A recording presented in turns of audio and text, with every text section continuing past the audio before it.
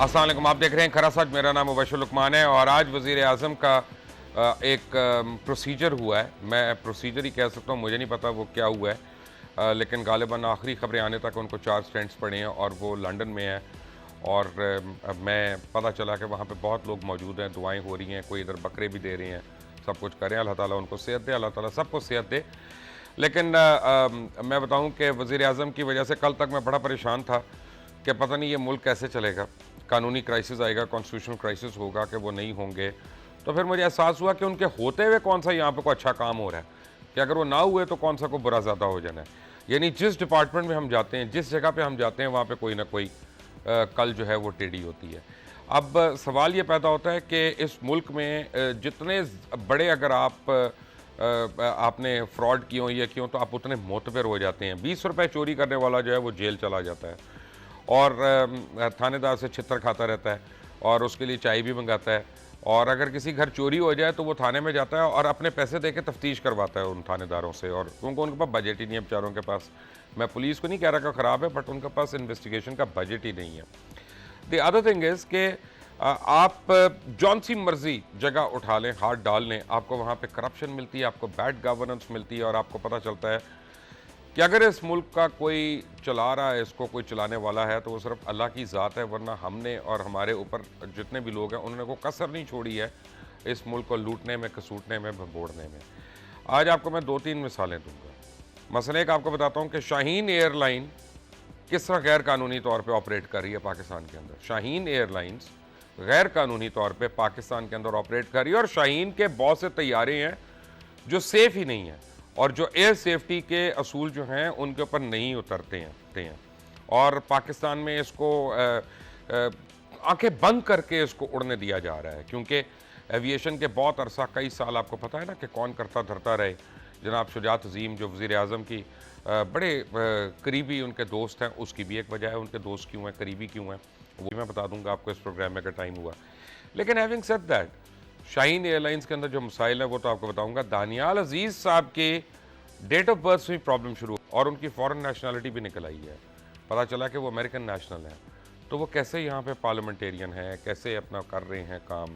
दानियाल अजीज़ साहब तो बड़े कमाल के काम किए हैं। यानी जब उन्होंने ग्रेजुएशन की, अगर वो ग्रेजुएशन है, मुझे नहीं पता, उसके ऊपर भी लोग सवालिया निशान डालते हैं, लेकिन अगर वो ग्रेजुएशन की उन्होंने, तो उसके 4 महीने के अंदर उन्होंने MA भी कर लिया। सर आपको सलाम है, ऐसा MA जो है वो आपको सलाम है। आपने दानियाल अजीज़ साहब जैसे किया वो आपने किया। फिर सिविल एविएशन के अपने अंदर इतने घपले हो रहे हैं, इतने घपले हो रहे हैं कि आदमी जो है वो जो चिल्ला के रह जाता है वहाँ पे, जिसका ताल्लुक सिविल एविएशन से पड़ता है, जिसका ताल्लुक उनके ऑपरेटर से पड़ता है, जिसका ताल्लुक उनकी पॉलिसीज से पड़ता है। और मुतअद्दिद बार कई सालों से इतनी अजीब किस्म की पॉलिसीज़ बन रही हैं सिविल एविएशन में, और एविएशन पॉलिसी जो नई आई है वो इतनी अजीब है कि उसके होते हुए पाकिस्तान में कोई अच्छी एयरलाइन बना ही नहीं सकता, नई एयरलाइन ला नहीं सकता, और उसको प्रमोट करना जो है वो एक और अजाब है। और आहिस्ता आहिस्ता हम एमिरेट्स को, इत्तेहाद को, कतर को, इन सारों को सारी अपनी सीटें और अपने रूट्स दे देंगे ताकि पाकिस्तान की कोई भी एयरलाइन जो है वो ना रहे। और जो है वो अनसेफ है और उसकी AOC सर्टिफिकेशन जो है उसके ऊपर भी एक सवालिया निशान है। वो क्यों शाहीन एयरलाइन के ऊपर क्यों है, आपको मैं अभी चंद लम्हों में बताऊंगा। मेरे साथ बैठे हैं काजी सईद साहब, हमारे सीनियर तज्ज़ियाकार और एंकर पर्सन है। और इससे पहले कि मैं ये सर शाहीन का और सिविल एविएशन का और दानियाल अजीज़ के ऊपर मैं को कटे चटे खोलूँ, आपको क्या खबरें आई हैं लंदन से वज़ीर आज़म के, यानी इस प्रोसीजर? जो सरकारी खबरें हैं वो तो ये हैं, अभी आप स्टेंट कह रहे हैं, कोई कह रहा है जी वो ग्राफ्टिंग्स हुई हैं, कोई कह रहा है बाईपास हुआ है, कोई कह रहा है प्रोसीजर हुआ है, तस्वीर भी एक आई है जिसमें लगता है। बहरहाल हमें तो वही इतबार करेंगे जो फिलहाल हमें ये बता रहे हैं कि क्या हुआ है और क्या नहीं हुआ, मगर but there is a mystery that surrounds the whole. मुझे एक बात बताएं कि घंटे के अंदर ऑपरेशन भी हो गया, 1.5 घंटे में मैक्सिमम, और बाईपास तो घंटे में नहीं होता। अच्छा, फिर उसके बाद अपना मुझे बताएं कि उन्होंने जैसी आंख खोली है उनके बयान के मुताबिक, मैं तो उनकी स्टेटमेंट बता रहा हूँ, मुझे नहीं पता, फौरन ही बेगम बच्चों को इजाजत मिल गई है कि पेशेंट के पास चले जाएं। यार ये बाईपास हुआ है, क्या हुआ है? बाईपास घंटे में तो नहीं होता मेरे ख्याल में, 3-4 साढ़े 3। कितनी देर अपना होश आता है? होश आपको खैर जाहिर बंदे के, आपका हुआ है ना बाईपास? मेरा हुआ है, तो उसमें जब आपको बाहर लाते हैं तो वो होश तो आ जाता है उसी वक्त, लेकिन 3-1 घंटे की तो प्रोसीजर है ये कम से कम। मैं 7 बजे 7:30 बजे गए थे, मेरा ख्याल है 12:30-1 बजे मैं बाहर आया। तो होश तो उसी वक्त वो ले आते हैं फौरी तौर पे ना, जब आप होश में आते हैं। और एक क्लिनिक में कराया, हार्ले स्ट्रीट क्लिनिक में। नहीं ऐसे नहीं होता। मैं आपको बता रहा हूँ, ये कंफर्म बात बता रहा हूँ मैं आपको सुनी सुनाई बात मेरे नहीं बता ख्याल में प्रोसीजर इतना कोई पेचीदा नहीं होगा, अगर बता दें आवाम को एतमाद में ले लें तो कोई हर्ज नहीं है। अच्छा, तो खाने पीने का आपको क्या परहेज बताया था आपके बाईपास से पहले? खाने पीने का मैं तो चूंकि मैं गया था कुछ 1 दिन पहले गया और लंबा नहीं था काम, खाना पीने का तो परहेज ही था। आप तो इमरजेंसी में गए थे ना? इमरजेंसी में गया, उन्होंने कहा कि तानू तो खोलना है और उन्होंने खोल देता। हाँ, लेकिन ये तो नहीं उन्होंने कहा कि अभी रात को उठ के जाओ सेल्फ्रिजेस और बर्गर वर्गर खाओ ट्रिपल डेकर वहां पे और फिर आ जाना? नहीं, फिर वो उन्होंने नाले भी कैसी कि फिर बर्गर खाने से पहले अपने गुनाहों की माफी मांग लें, शायद ये आपकी जिंदगी का आखिरी बर्गर हो, तो इस तरह वो नहीं खाने देते। आपने पता ना लिखा होता था बसों पे भी। तो ऐसी नहीं थी बात। बहरहाल whatever it is, I think tell us, हमें बता दें क्या है, हम तो सारे दुआ गो ही है ना। सिर्फ मैं कह रहा हूं, आप इस सारे झमेले में पैनामा को नहीं भूल गए? देखें, ये it's not going to go away. अगर किसी का ये ख्याल है तो ये अच्छा, वो जो एक इसका बैगेज है ना, वो तो आपको रहेगा। आपको कुछ हो ना हो, आपको कुछ इससे हुकूमत जाए ना जाए, अंदर रहे या बाहर रहे, मगर ये जो शोर है ये आता रहेगा। और एक और आप बात याद रखें जो मैंने आपके प्रोग्राम में 10 दफा कही, ये नहीं होगा चले पनामा नहीं होगा। जिस समाज को आप बर्बाद कर देती है मैशत और निज़ाम, उस पर बैठ के आप सुकून से हुकूमत नहीं कर सकते। You travel from one crisis to another. तो इसलिए ये भूल जाएं, ये कोई ना कोई कहानी होती रहेगी, ये इसको भूलेंगे इससे बड़ी कहानी निकल आएगी। तो मेरे ख्याल में ये हमारे साथ ही रहेगा, जो है लोग देख रहे हैं, एक्सपोजर हो रहा है, इसके असरात यकीनन तारीख पड़ेंगे। आपको मैं एक बात बताऊं कि शाइन एयरलाइन जो है उसके तैयारों के इंजन जो हैं वो टेस्ट के दौरान तबाह हो गए। आपको मैं बड़ी हैरानी की बात बताऊं कि शाइन एयरलाइंस के शोबा इंजीनियर्स में मौजूद सिफारशी और करप्ट अनासर के एयरलाइन की फिटनेस जो है उसके ऊपर काफ़ी सवालिया निशान है। एक ही महीने के अंदर सियालकोट, लाहौर और इस्लामाबाद एयरपोर्ट्स पे इनके 3 जहाज़ हादसात का शिकार हुए। और सियालकोट में तजुर्बेकार इंजीनियर ने जहाज़ का इंजन पूरी कुव्वत से टेस्ट किया, तो उसकी वजह से कि पीछे जो दीवार और रनवे की ईंटें थी वो सारी उखड़ के निकल गई, क्योंकि जब जेट वॉश आया पीछे तो उसकी अपनी वो हुई है। फिर इस्लामाबाद में आंधी जहाज़ के रनवे पे एक हादसे का बायस बनी। और हालत ये है मैं आपको बताऊं कि जुलाई 2013 में खालिद सबाई साहब की मौत, इनके 2 बेटे काशिफ सबाई और एहसान सबाई जो हैं चेयरमैन और CEO बन गए शाइन एयरलाइंस के। दोनों कनाडा के शहरी हैं। दोनों ने सिक्योरिटी क्लियरेंस करवानी चाहिए, जो उनको करना था, उनका एक प्रोसीजर है। पाकिस्तान में अगर आपने एयरलाइन खोलनी है तो आपको मुतल्लिका एजेंसीज जो हैं वो उसकी सिक्योरिटी क्लियरेंस एक देती हैं। बल्कि अगर आप एयरलाइन पायलट के लाइसेंस के लिए भी आप जब अप्लाई करते हैं तो even as a student pilot तो आपकी सिक्योरिटी क्लियरेंसेस होती हैं और मुख्तलिफ एजेंसीज उसकी करती हैं। इन दोनों की सिक्योरिटी क्लियरेंस नहीं हुई, इन दोनों मालकान की सिक्योरिटी क्लियरेंस कैंसिल हो गई। दोनों ने एविएशन डिवीजन की हिदायत पर सिविल एविएशन अथॉरिटी की जानिब से जारी किए हुए मुख्तलिफ खतूत को कोई अहमियत ही नहीं दी। सिक्योरिटी क्लियरेंस के हवाले से एविएशन डिवीजन ने साफ हिदायत की कि यह क्लियरेंस ISI से कराई जाए या फिर चेयरमैन और CEO तब्दील कर दिए जाएं। मौजूदा स्टेटस क्या है? एयरलाइन का मौजूदा स्टेटस यह है कि उसका RPT लाइसेंस जो है उसकी अभी तक तजदीद नहीं हुई और क्लियरेंस इनकार हो चुकी है।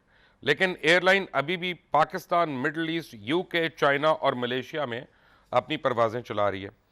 खुदा जानता है कि अगर वहाँ पे चले, पाकिस्तान में तो हादसे होते रहते हैं, कोई पूछने वाला नहीं है, और सारे हादसे जो हैं वो पायलट के ऊपर डाल देते हैं, कह रहे थे पायलट एरर, क्योंकि जो बेचारा मर गया वो वापस आके तो गवाही नहीं दे सकता कि उसके साथ एयर ट्रैफिक कंट्रोलर ने क्या किया या वेदर ने क्या किया या जहाज़ की इंजीनियरिंग ने क्या किया, तो वो हम पायलट के ऊपर डाल देते हैं।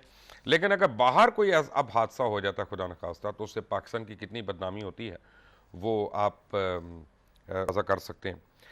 सिक्योरिटी क्लियरेंस ना होने के बावजूद इन लोगों को एयरपोर्ट सिक्योरिटी पासेस इशू किए गए और उनको हसास मकामात तक उनको रसाई है। और इस पर यह सवाल उठता है कि क्या ASF और दीगर एजेंसीज जो हैं एयरपोर्ट की, उनके अंदर किसी किस्म की भी कोई कोऑर्डिनेशन है कि नहीं है। मैं आपको बताता हूं कि मैं आपको इसमें सबसे इंपॉर्टेंट एक बात आपको बताता हूँ मेरे पास यहाँ पे, क्योंकि आज मेरे पास बड़े कागजात भी हैं, लेटर्स भी हैं और एविडेंस है कुछ जो मैं बात कर रहा हूँ। सिविल एविएशन की जानिब से कराची एयरपोर्ट पर काम करने वाले हसास इदारों की शाहीन एयरलाइंस को किस तरह से आशीर्वाद दी गई, मैं आपको director Mark and Andrew Colony, उसके अलावा Mister Rolf de Cabin, crew के इनके लग्जरी मकामात हैं जहाँ पे इनको रखा हुआ है। इदारों की मेहरबानियों की वजह से इनकी अदम तवज्जो और हसास मामलात में मुंह बंद करने की पॉलिसी है। और शाहीन एयरलाइन के मालकान ने मुल्क की कवानीन की धज्जियाँ बखेरते हुए यानी गैर मुल्कियों को ये जो है सिक्योरिटी क्लियरेंस के बगैर एयरलाइन का डायरेक्टर्स मुकर्रर किया हुआ है, जो पाकिस्तान में एयरलाइन के बोर्ड ऑफ डायरेक्टर्स के इजलासों में बाकायदा शिरकत भी करते रहे। जबकि एक और गैर मुल्की मिस्टर रॉल्फ जोएलाइन, वो मालकान के जो करीबी अजीज बताए जाते हैं, वो भी वहाँ पे हैं। फिर चेयरमैन और डिप्टी चेयरमैन ने अदालत आलिया से जमानत कबल अज़ गिरफ्तारी भी करवा ली। इसकी पता नहीं इनको क्यों ज़रूरत पड़ी, और इस तरह ये किसी किस्म की गिरफ्तारी से बच गए जब पहली बार इनके ऊपर कोई एक्शन होने लगा था। कस्टम्स के आला हुकाम ने मुलजिम यानी इनके ऊपर इल्ज़ामात ये लगे, मैं आपको पहले एक्सप्लेन कर दूं, इनके ऊपर इल्ज़ामात लगे कि मनी लॉन्ड्रिंग कर रहे हैं। और आज मेरे पास काफ़ी एविडेंस है कि मैं आपको बताऊंगा शाहीन एयरलाइन जो है वो मनी लॉन्ड्रिंग के अंदर मुलव्वस है, उसके मालकान कम अज़ कम मनी लॉन्ड्रिंग के अंदर मुलव्वस हैं। अब कस्टम्स के आला हुकाम ने जब मुलजमान को अदालत में पेश करने के लिए ज़मानत से कबल मुलजिम को गिरफ्तार करने के लिए खुफिया नाकाबंदी का हुक्म दिया, तो कस्टम्स में मौजूद काली भेड़ों ने वारंट और छापे की इत्तला देकर वहाँ से फैसल रफ़ीक को दफ्तर से भगा दिया।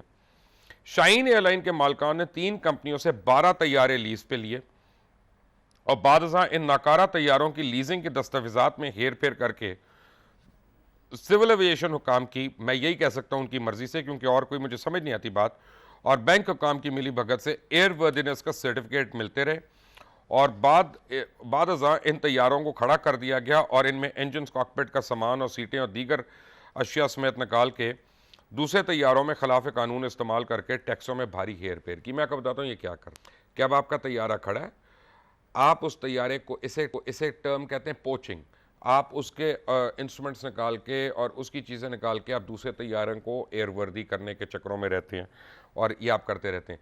अब ज़रूरी नहीं है कि अगर एक तैयारे का जो GPS है या उसका कोई भी इंस्ट्रूमेंट है फॉर इंस्टेंस, वो एप्लीकेबल हो किसी और तैयारी के लिए भी। अगर आप उसको वहाँ पे लगाते हैं तो आपको सिविल एविएशन से आपको उसका एयरवर्दीनेस का सर्टिफिकेट लेना पड़ता है, वरना आप उस जहाज़ को उड़ा नहीं सकते। आप अगर अपने जहाज़ में सीटें भी तब्दील कराते हैं, मैं आपको बिल्कुल एक नॉन टेक्निकल बात बता रहा हूँ, अगर आप सीटें भी तब्दील कराते हैं, उसकी छत का कपड़ा तब्दील कराते हैं और कारपेट नया कराते हैं, उसका भी सर्टिफिकेट सिविल एविएशन ने देना है कि ये एयरवर्दी है, जहाज़ के नहीं है, कि खुदा न खास्ता इसमें स्मोक होता है तो इन्फ्लेमेबल तो नहीं है, क्या होता है, ये मटेरियल क्या है जिससे लगा है। तो आप इस तरह से पोचिंग कर नहीं सकते unless and until same plane हो, कि अगर 727 ग्राउंड हुआ है और 727 को ही आपने वो इंस्ट्रूमेंट लगाना है तो वो तो आप कर सकते हैं, लेकिन वो उठा के आप जंबो में नहीं लगा सकते कि यार इसे इस वक्त गुजारा कर लो और फिर बाद में होता जाएगा। फिर क्या हुआ, 18 जुलाई 2014 को शाहीन एयरलाइन के मालकान जो थे अदालत में आए और वहाँ पे भी उन्होंने एक गलत बयानी कर दी और कंट्री मैनेजर के दस्तखत से एक जाली NOC पेश किया। जब इन पर मुख्तलिफ केसेस चले, एयरलाइन के मालकान बैरून मुल्क में अदालत से झूठ बोल बोल के ज़मानतें एक्सटेंड कराते रहे अपनी, और इमिग्रेशन के रिकॉर्ड के मुताबिक वो फ्रॉड जो है उनका सामने आ गया और साबित हो गया। नकारा 12 तैयारे जो थे उनको मैसर KAL लीजिंग कंपनी की मिल्कियत बनाकर तैयारों को लीज पे हासिल किया गया, जबकि तैयारे सिर्फ KAL की लीजिंग के ही नहीं बल्कि किर्गिस्तान और कनाडा की मैसस्तावा ग्रुप की भी मिल्कियत है। और इस तैयारों को काट कर फरोख करने के लिए लीजिंग कंपनी की जानिब से फराम करदा NOC जो है उस पर KAL लीजिंग कंपनी के मुजाज ऑफिसर्स के दस्तखत हैं। वो ऑफिसर दरअसल शाहीन एयरलाइन के मुत्तहिदा अरब इमारात के कंट्री मैनेजर की हैसियत से मुलाजमत करने वाले जनाब शफकत महमूद साहब हैं। यानी मेजर किस्म की उसमें उन्होंने डिस्क्रिपेंसीज जो हैं वो हैं।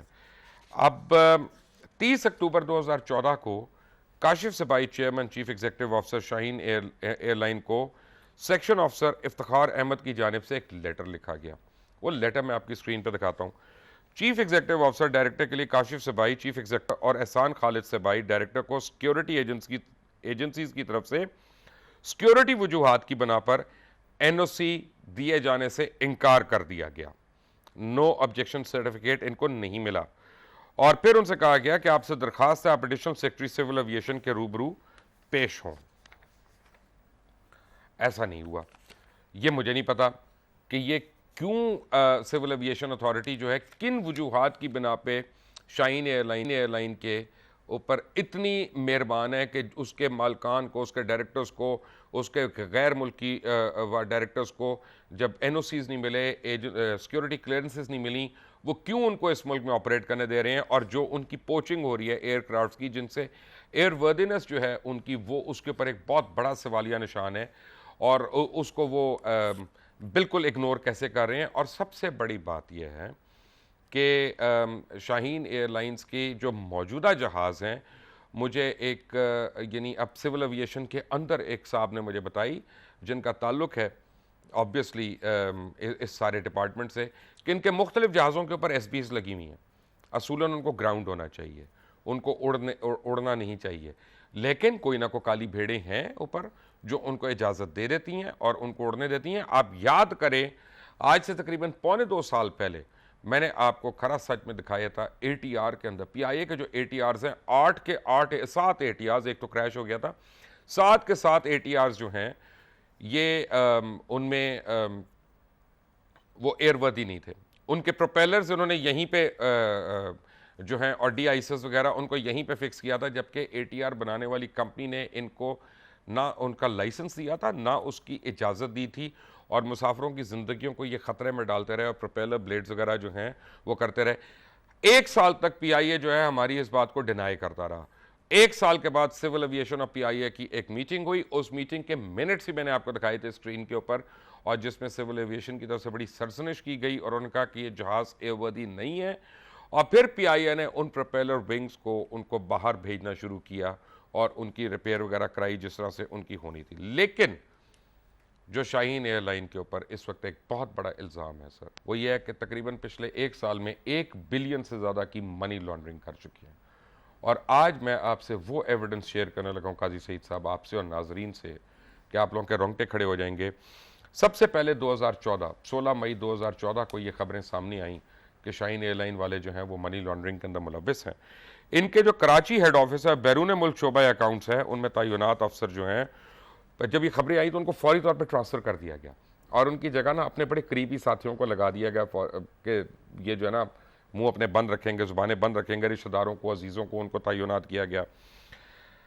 पाकिस्तान में ही रकम को डॉलर्स, यूरोस, पाउंड्स और दिरहम में तब्दील करके तैयारों के दौरान पराज यानी उनमें जो अब फूड सप्लाई करने वाली गाड़ियाँ बकौल गवाहान के, अब क्या कहते हैं, अजाब सवाब बगर्दन रावी, बकौल गवाहान के उन गाड़ियों में जो फूड केटरिंग करती हैं उनमें वो पैसे डॉलर्स और यूरोस जो हैं और दिरहम छुपा के लेके जाते थे, जहाज़ों के अंदर रखते थे और फिर वहाँ से बाहर लेके जाते थे।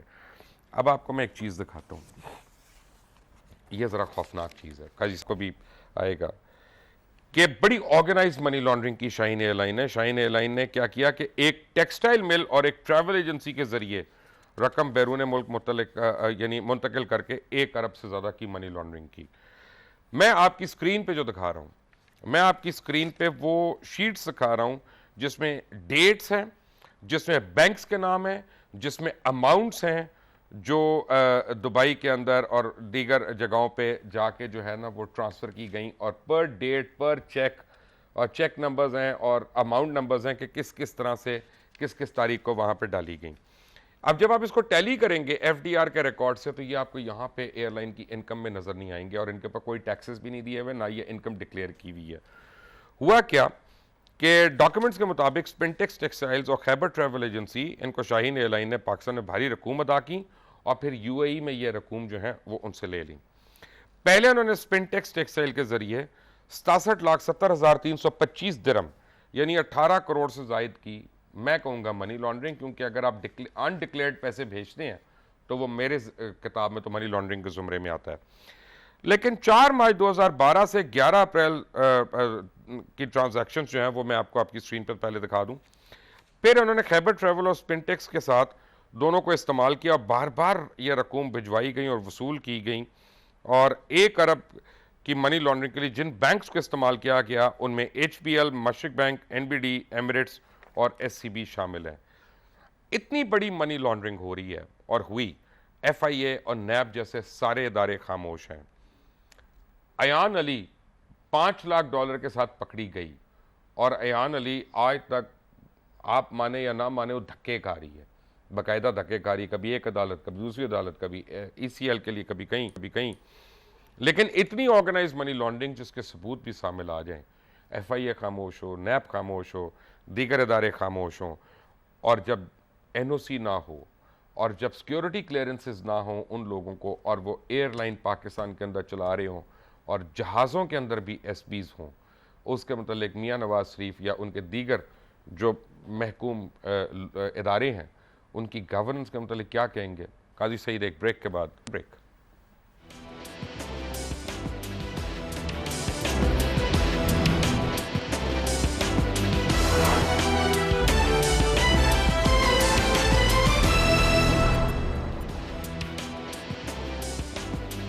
Welcome back from the break. और कई साहब आपको बताऊं कि मनी लॉन्ड्रिंग का एक और तरीका इन्होंने क्या किया, इन्होंने खास एक मुल्क को चूज़ किया और इन्होंने चूज़ किया ईरान को, क्योंकि ईरान में ज़ायरीन की एक बहुत बड़ी तादाद जाती है।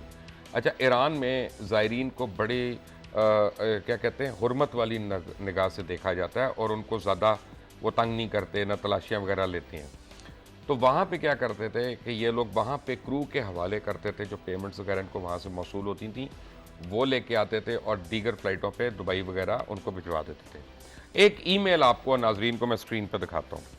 ये ईमेल जो है ये ज़िया मिसबा शाहीन एयरलाइन की तरफ से लिखा गया और उन्होंने कहा कि मेरे हाथ में इस वक्त $2 लाख की रकम है, रकम महफूज है और ईरानी रियालों के अंदर बैंक के अंदर मौजूद है,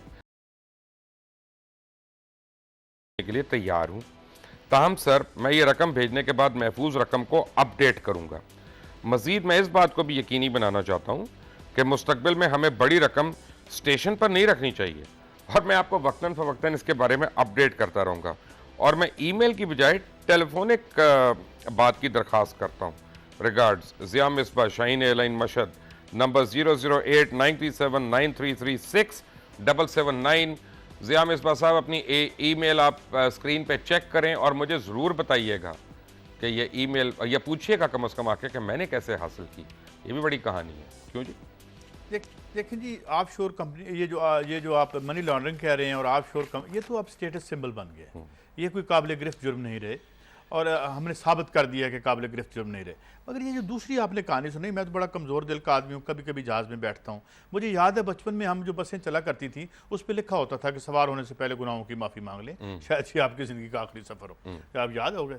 तो बात यह है कि ये जो मामला, मैं ऐसी बस में नहीं बैठा हम बैठे हैं भाई, हम तो मजदूर लोग हैं जी। नहीं, मैं अपना बैकग्राउंड में बैठा था। अच्छा, अब मसला ये है कि इस मुल्क में क्या होता है, आप देखते हैं, आप ये मनी लॉन्ड्रिंग की बात करते हैं, एक कस्टम इंस्पेक्टर कत्ल हो जाता है जो इसमें अयान अली केस में एक बड़ा ही अपराइट जज जो है, जो हाथ डालता है एक बड़े अंडरवर्ल्ड के और ये जो ज़मीनों पर कब्जे के सिलसिले में, उसको दिन दहाड़े मार दिया जाता है। किसी ने पूछा, चले आप छोड़ दें, हजूर आप बात तो सुने सर। अभी आपने एक एयरपोर्ट बनाया, मैं रोज़ सवाल करता हूँ, निहाल हाशमी साहब हमारे बड़े अच्छे दोस्त हैं, वो आते हैं, मैंने कहा यार आप छोड़े, पनामा लीक को गोली मार दें। यहाँ पे आपने एक एयरपोर्ट बनाया है जिसमें 2 स्ट्रिप्स के दरमियान 1 किलोमीटर का फासला होना था, उसमें 200 मीटर का फासला है, जिसके कंसल्टेंट के पास डिग्री नहीं थी इंजीनियरिंग की, एक कोई होम्योपैथी का डॉक्टर था और एक कोई था, आप उन्हें पकड़ कर दिखा दें। चलें छोड़ें, आप इससे पहले आपने टेक्सला इलेक्ट्रिकल कम्प्लेक्स की प्राइवेटाइजेशन की, 2 नंबर कंपनी थी, पकड़ी गई, किसी ने जुबैर साहब से पूछा।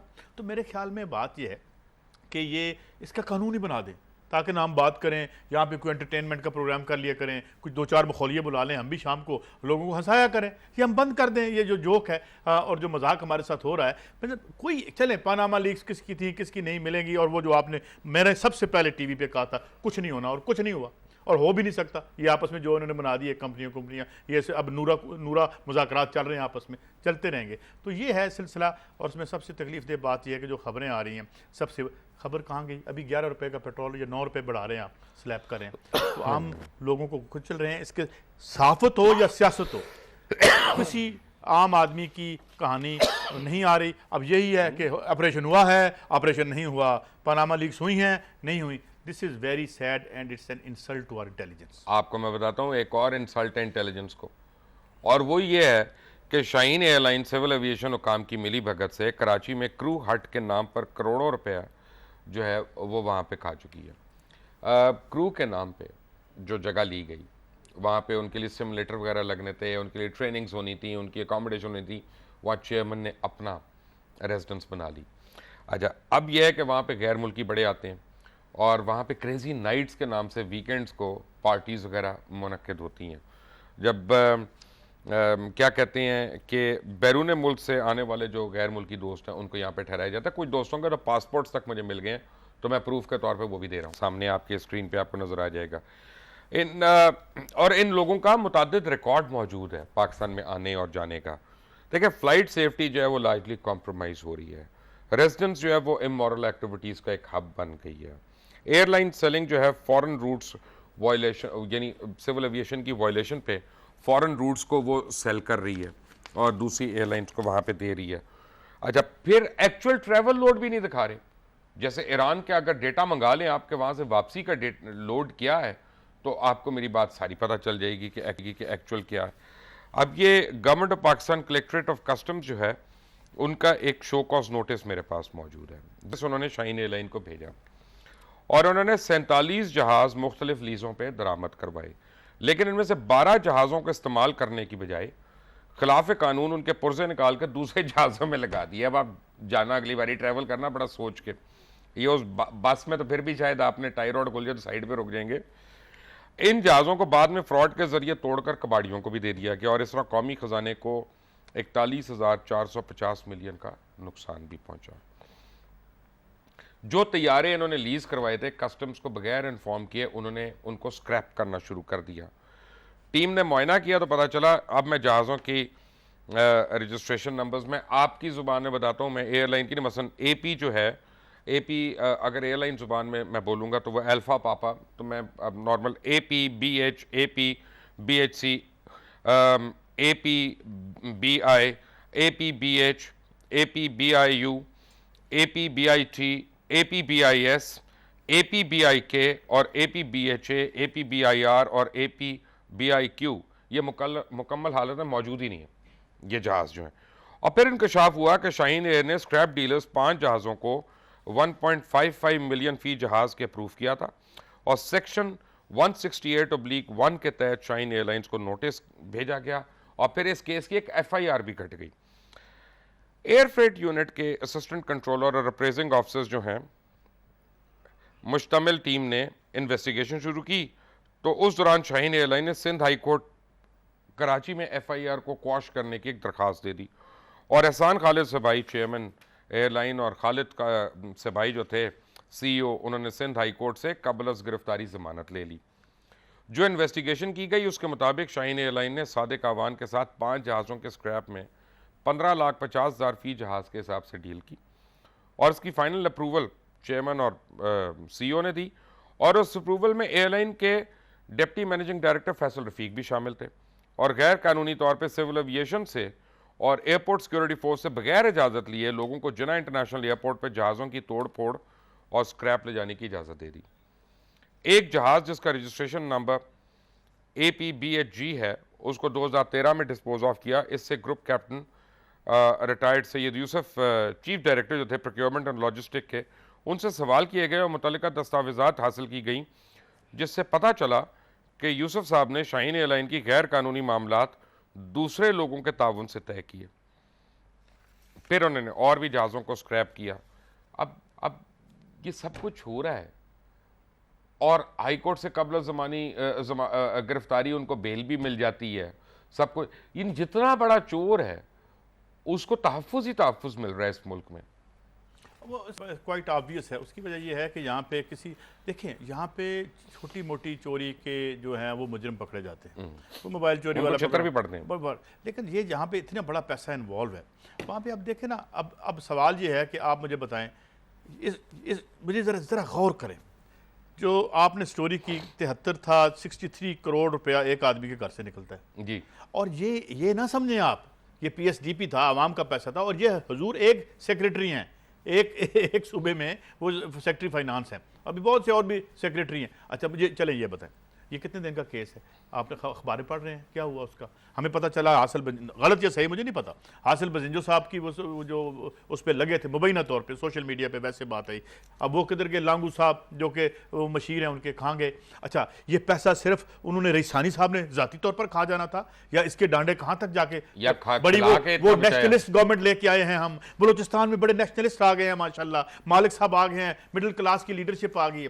तो बात यह है कि इसमें अब वो किधर गया, वो कहाँ पे है, वो कहानी वो भी वहीं खड़ी है। अभी नैब वाले पता नहीं, बड़ी वैसे उनकी मेहरबानी, कम से कम उन्होंने हमें थोड़ी सी एक जगह बताई, हम पीप कर सकते हैं, वी कैन सी कि what's happening to public finances in this country and it's very unfortunate.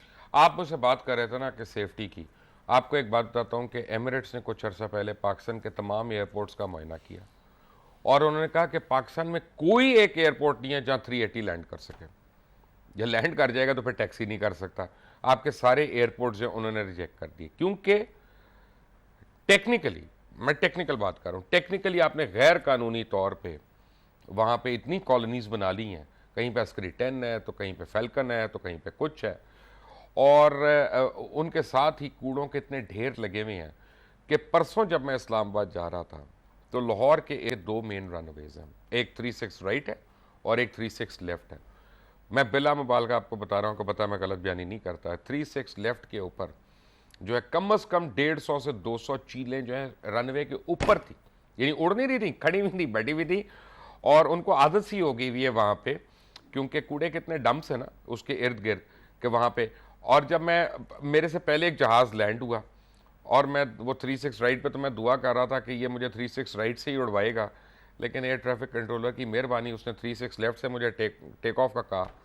मेरे जहाज़ को 2 बर्ड हिट्स हुई जैसे ही मैं टेक ऑफ कर रहा था, एक उसकी हुड पे लगा, एक उसकी विंडशील्ड, ये देखें आप, उसको हुड पे लगा उसने वहाँ पे, और फिर एक विंडशील्ड पे बचत हो गई।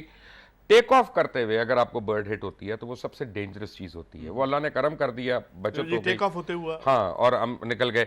अच्छा, हमेशा हर एयर ट्रैफिक कंट्रोलर मुझे एक बात ज़रूर सुनाई देती है, मैं आरटी खुद करूं या कोई और करे तब भी वो आती है। आरटी क्या होता है? रेडियो ट्रांसमिशन जो है बेसिकली कि वॉच आउट फॉर बर्ड्स। और मैं कहता हूँ, मैं how can I watch out for birds? तुमने इतने घर बना दिए हैं यहाँ पे, मैं तो सिर्फ ये दुआ कर सकता हूँ कि ये बर्ड्स मेरे से बेहतर पायलट्स हैं और ये जहाज़ को हिट नहीं करेंगे। हुआ क्या, आपको बताता हूँ कि पिछले 11 महीने के अंदर पाकिस्तान के मुख्तलिफ एयरपोर्ट्स के ऊपर 14 से ज़्यादा बर्ड हिट्स हुए कमर्शियल एयरक्राफ्ट्स को। इंजन उड़ गए हैं, विंडशील्ड्स टूट गई हैं, और सेमी क्रैश लैंडिंग्स भी हुई हैं। और इतना सीरियस इशू है, इतना सीरियस इशू है कि आपकी सोच है, आप जब एयरपोर्ट पे ये देखें, आप जहाज़ों का हाल देखें जिनको बर्ड हिट्स होती हैं, और ये खुदा न खासा जब इंजन में लगता है तो सिर्फ फिर अल्लाह से दुआएं जो है ना वो काम आती हैं। लेकिन कभी आपने ये सोचा कि ऐसा क्यों होता है?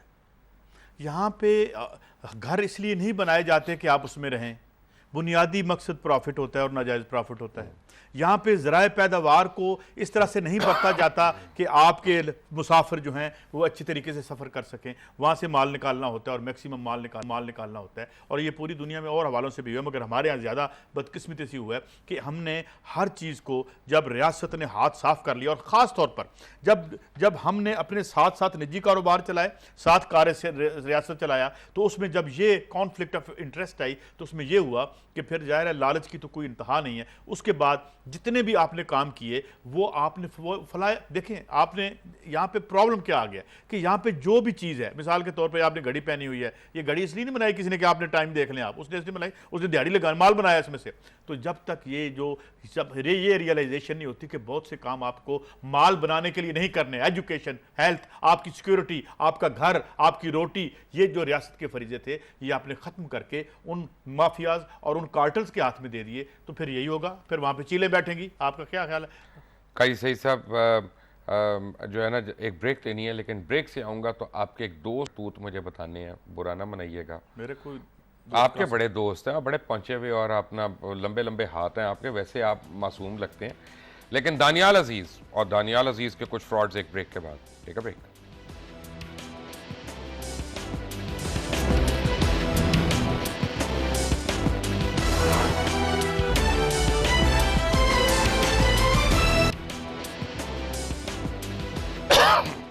Welcome back. दानियाल अजीज़, मुस्लिम लीग के बड़े शोला बयान एक रहनुमा हैं और आपको बहुत सी प्रेस कॉन्फ्रेंसेस में, टॉक शोज़ में नज़र आते हैं और बड़े शोला बयान मुकर्रर हैं। कमाल की बात यह कि दानियाल अजीज़ ने 25 सितंबर 1991 को college of liberal arts Boston university से बीए किया। अब इसके ऊपर एक सवालिया निशान है, लेकिन ये क्या है बॉस्टन यूनिवर्सिटी, इसका मैं बाद में बताऊंगा। ये डिग्री क्या है ये तो फिर आपको बताऊंगा। लेकिन बड़ी इंटरेस्टिंग बात जो है जिसमें दानियाल अजीज़ को खराज तहसीन पेश करना चाहूँगा कि हैरत अंगेज तौर पे 25 जनवरी 1992 को, यानी 4 महीने के बाद ही उन्होंने एमए भी कर लिया। अपने बीए की डिग्री के 4 महीने के अंदर अंदर उन्होंने मास्टर डिग्री भी ले ली। दानियाल अजीज़ के मास्टर्स पे भी सवालात उठते हैं, ये सिर्फ ये नहीं है कि 4 महीने में कैसे कर लिया। 1991 में लोकल गवर्नमेंट के उन्होंने इलेक्शन लड़े और 28 दिसंबर को मेंबर मुंतखब हुए, जिससे जाहिर होता है कि वो इस पीरियड में पाकिस्तान में थे। अगर वो पाकिस्तान में थे तो अमेरिका से उन्होंने एमए कैसे कर लिया? इसका तो जवाब दानियाल अजीज़ साहब ही दे सकते हैं कि टेलीफोन पे किया, कि स्काइप के ऊपर किया एमए, जैसे मियाँ साहब ने कल कैबिनेट से खिताब कर लिया था और वो बजट सेशन कर लिया था स्काइप के ऊपर, क्या उस तरह से किया है इन्होंने मास्टर्स? दानियाल अजीज़ साहब की वालदा साहिबा जो हैं कैथरीन, वो अमरीकी शहरी हैं और अमरीकी कवानीन के मुताबिक दानियाल अजीज़ बज़ाते खुद एक अमरीकी शहरी हैं। अभी तक उन्होंने किसी किस्म का कोई एफिडेविट नहीं जमा कराया जिसके मुताबिक उन्होंने अपनी अमरीकी शहरियत जो है वो तर्क कर दी हो। ये उनको एक एफिडेविट है जो उनको जमा कराना है इलेक्शन कमीशन ऑफ पाकिस्तान के अंदर, और यानी जहाँ जहाँ मुतल्लिका इदारे हैं उनको कि उन्होंने अमेरिकन नेशनलिटी अपनी तरक कर दी है ताकि वो पाकिस्तान में पार्लियामेंटेरियन जो है वो बन सके। दानियाल अजीज़ जो हैं डेवोल्यूशन ट्रस्ट कम्युनिटी एम्पावरमेंट के चेयरमैन हैं। ये शख्स किस तरह से एनजीओज़ के फंड्स इस्तेमाल कर रहे हैं और पैसा कमाते हैं, इसका किसी गोशवारे में कोई जिक्र नहीं है, किसी जगह इस इनकम का नहीं पता।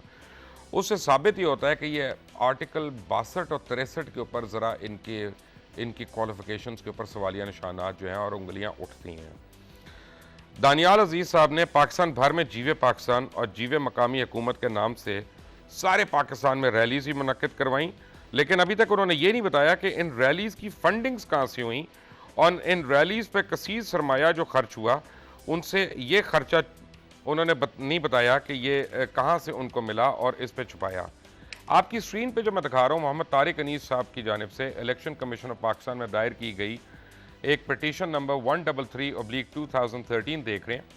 इस पिटीशन में उन्होंने दानियाल अजीज़, चौधरी उमर शरीफ अहमद, हाफिज़ मोहम्मद अकमल, मोहम्मद ज़िक्रिया, मोहम्मद जीशान रज़ा और मिसेस वजिया अकरम को फरीक बनाया।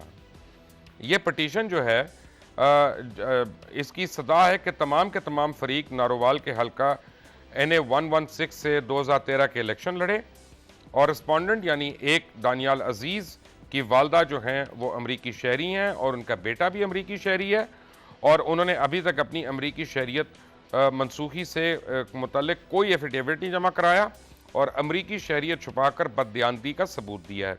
इस शहरियत को छुपाने के लिए दानियाल अजीज़ ने गलत तारीख़ पैदाइश अपने नॉमिनेशन पेपर्स में लिखी है। दानियाल अजीज़ के हायर सेकेंडरी स्कूल सर्टिफिकेट के मुताबिक उनकी तारीख़ पैदाइश जो है 25/2/1966 है, 25/2/1966, जबकि उनकी जानिब से जमा कराए गए कागजात के मुताबिक उनकी उम्र जो है और उनकी उम्र तारीख़ पैदाइश जो है वो 25/2/1965 है और इस तजाद और गलत बयानी की वजह से दानियाल अजीज़ आइन की आर्टिकल 62/1/1F की जद में आते हैं। गलत तारीख़ पैदाइश और अमरीकी शहरियत की वजह से एक तरफ तो वो बददियानत साबित होते हैं, दूसरा ड्यूल नेशनलिटी की रूह से वो आइन की कौमी असम्बली की सीट से ऑटोमेटिकली डिसक्वालीफाई होते हैं। आप को मैं बताऊं कि अमरीकी कानून के मुताबिक कोई भी शख्स जो किसी अमेरिकन का बच्चा हो या अमरीकी सरजमीन पर पैदा हो वो हक़ शहरियत रखता है और यानी ये बाय बर्थ जो हैं ये वहाँ पे अमेरिकन हैं, लेकिन अभी तक इन्होंने उसको डिसोन नहीं किया और ड्यूल नेशनलिटी समझ में आती है, तारीख़ पैदाइश भी गलत बताई, इन चीज़ों का हमें पता नहीं है। अब रह गई बात मियाँ साहब की, अल्लाह ताला उनको बहुत जल्दी सेहतयाब करे, लेकिन मियाँ साहब के पास रिपोर्ट तो पहुंच जाएगी इस प्रोग्राम की। जैसा मैंने आपको कहा कि आपके होते हुए यहाँ पे जो बैड गवर्नेंस और करप्शन का आलम था, उसी तरह अभी भी आलम है। तो आप भले 10 दिन की जगह 20 दिन ले लें, 30 दिन ले लें, कुछ नहीं होने वाला। यहाँ पे करप्शन पे जो है वो दिन दुगनी और रात चौगनी तरक्की कर रही है। अल्लाह ताला इस मुल्क को अपनी अमान में रखे। अंटिल नेक्स्ट टाइम, अल्लाह हाफिज़।